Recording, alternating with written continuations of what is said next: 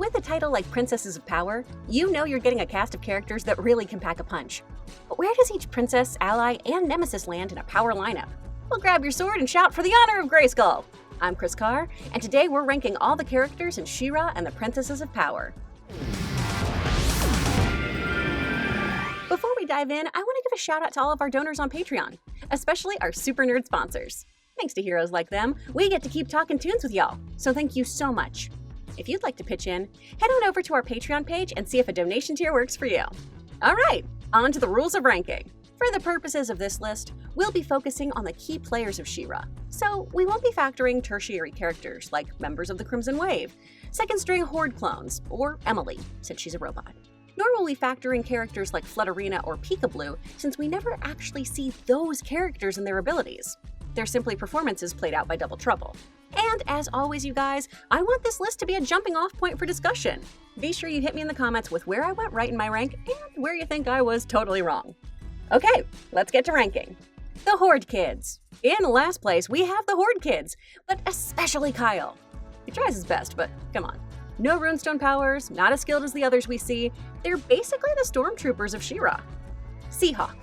For a regular guy, Seahawk's an excellent swordsman, he's pretty strong, a decent arm wrestler, and he delivers a strong sea shanty. Sure, he burns boats all the time, but he's sweet. The Star Siblings. I loved that the show included the Star Siblings. In the series from the 80s, they were three sisters who had been imprisoned in a star due to a sorceress being jealous of their beauty. She freed them, and they pledged their everlasting friendship to her. That iteration of siblings had powers, whereas the ones we see in the reboot seem to have more survival-based skills. Starla seems to have the most use in combat, as she's great at throwing knives. We do see that they take up arms and are involved in rebel uprisings, but we didn't get to see if they'd utilize any of the sweet skills the original counterparts had. Swiftwind. Useless pony. I do not like this character. At all. Does anyone like him? Please let me know why. I genuinely would like to like him. I mean, sure, he can fly, sure, he can connect with Adora, but man, this pony boy was not a huge help in the grand scheme of things. He's only not at the bottom because he's a flying, talking horse. Natasha. Natasha, while an OG member of the Princess Alliance, is what I'm putting on the lower end of the power scale. Despite being a compassionate, dedicated member of the Resistance, her powers simply pale in comparison to the other princesses. While creating and casting a net can be very useful, it's a real time and a place sort of a power. Like when you need to save your wife who's become a Horde Prime zombie. But we have another character who can shoot nets out of arrows, so is this power really all that necessary? Madame Razz. Madame Razz obviously has a lot of magical abilities. We see her even use some telekinetic skills, like summoning objects, turning on the fire with just a snap of her fingers, and there's possibly a time travel element tied into her memory. That all being said though, we're talking about sheer power here, you guys, so Madame Razz has to stay towards the top of this list. Huntara. Huntara, the strongest of the Crimson Waste, was one of the toughest members of the Alliance. She had a battle staff that looked like it was taken from Horde soldiers, was incredible at hand-to-hand combat, and is great with strategy and tracking. Despite her brute strength, her lack of additional powers is why she's here on the list.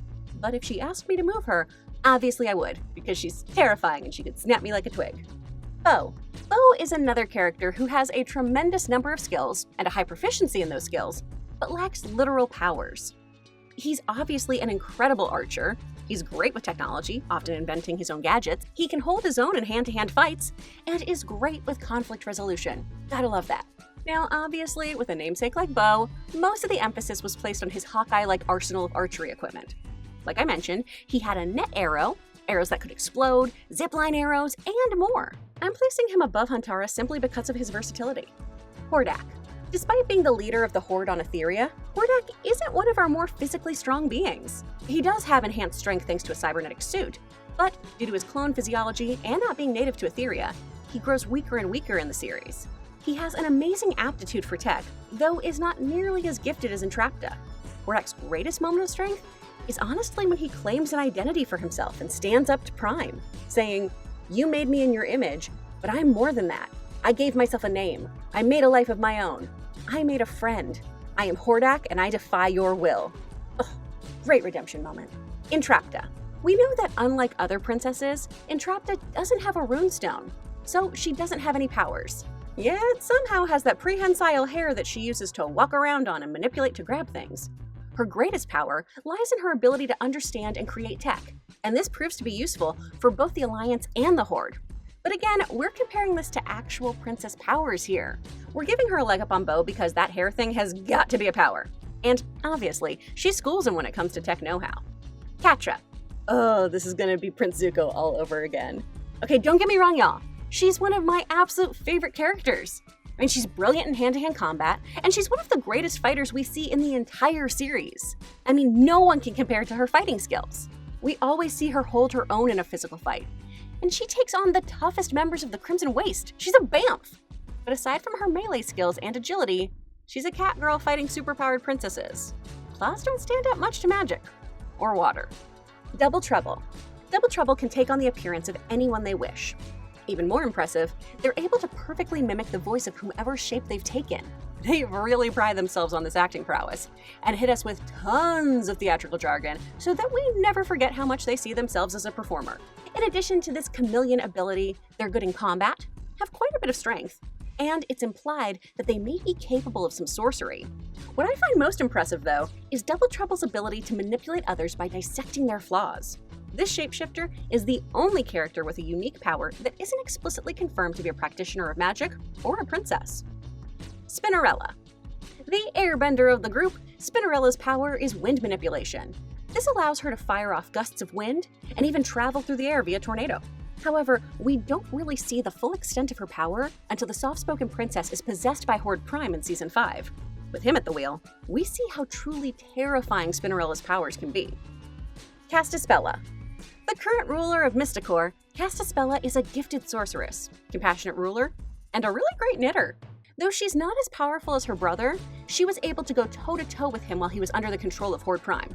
It's also worth noting that she was never able to subdue her nemesis Shadow Weaver. Queen Angela. Obviously, her strongest power is shouting, "Glimmer!"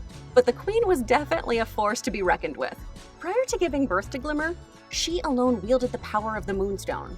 Upon her daughter's arrival, the two shared and split the stone's elemental powers. The Queen, like her daughter, had light manipulation powers. She could fire beams of light at enemies, a sort of more grown-up version of Glimmer's initial sparkle powers. She could also create shields and fly. The Queen sacrificed herself to retrieve She-Ra's sword and power down Hordak's portal, thus trapping her between dimensions. This opened up the power of the Moonstone solely to Glimmer, who, after having to fill her mother's role as queen, decided to take some drastic measures when it came to her own powers. Micah. As a teenager, Micah's power began to surpass that of his teacher, Lightspinner. He was adept at spellcasting and runes, and could create force fields and blasts of power through his magic. In Season 5, we even see him wield similar dark magic to that of Shadow Weavers. I would have loved more Micah screen time to really just see him go wild with his abilities. Plus, I just wanted more of this character. Gosh, he was so fun. Glimmer. Glimmer, like her mother, can manipulate light, has sparkle powers, and can teleport herself and others. But this ability takes a large toll on the princess. Initially, Glimmer's powers were limited and would glitch out if she wasn't able to reconnect with the Moonstone. However, once she becomes queen, this is no longer an issue and she gets a major power boost. She also chooses to turn to Shadow Weaver in an attempt to amplify her powers and untap her magical abilities given to her by her father. By Season 4, Glimmer has a strong knowledge of spellcasting and rune usage. Compared to our other princesses, though, Glimmer seems to have the most self-doubt when it comes to her powers. This can often lead to her being reckless, both on the battlefield and in the throne room. Luckily, by Season 5, she's a better fit for the throne. Shadow Weaver. In Season 1, we learned that Shadow Weaver had the ability to erase memories, as she attempted to make Adora forget all about her time as She-Ra. That is a scary power!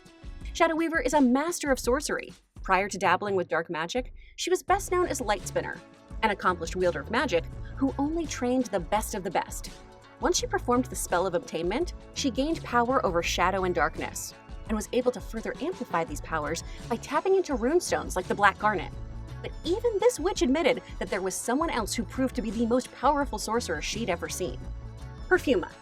It stands to reason, at least to me, that all of our elemental princesses would be the most powerful players in the show due to their abilities that can be unlocked. Perfuma is connected to the Heart Blossom tree and is able to grow and control plants.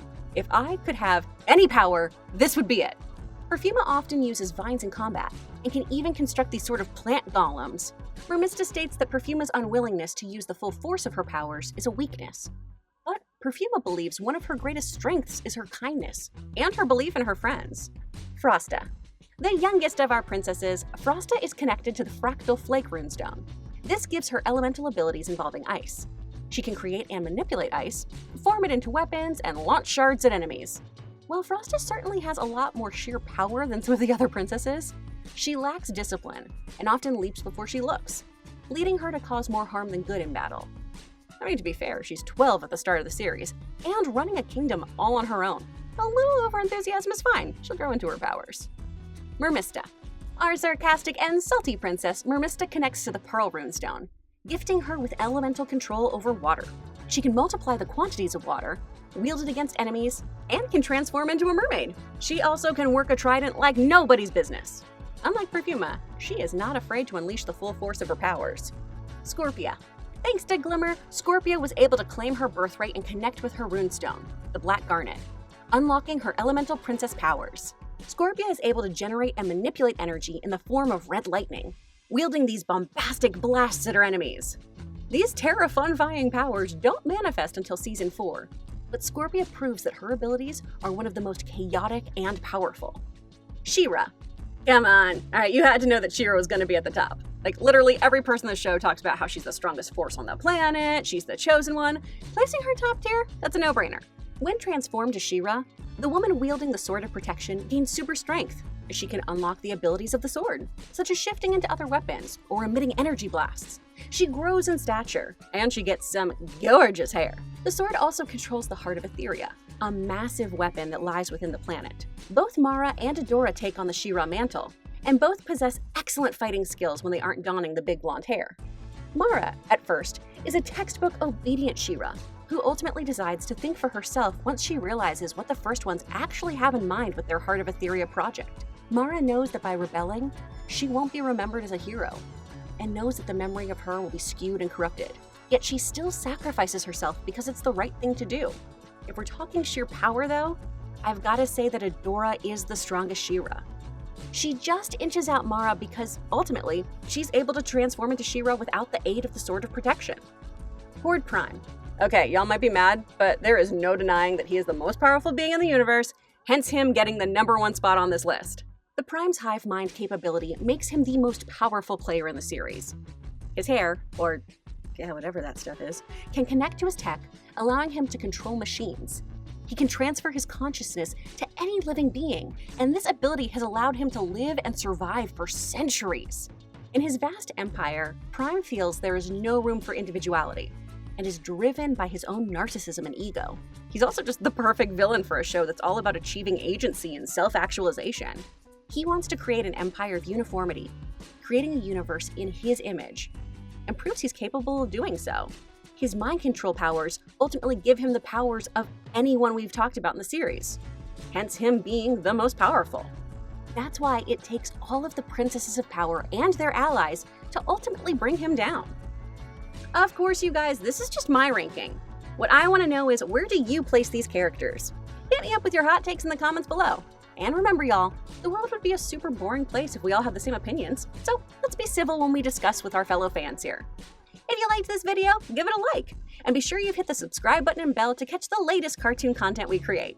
Thanks so much to our donors on Patreon, and thank you for watching. See you, Space Cowboy.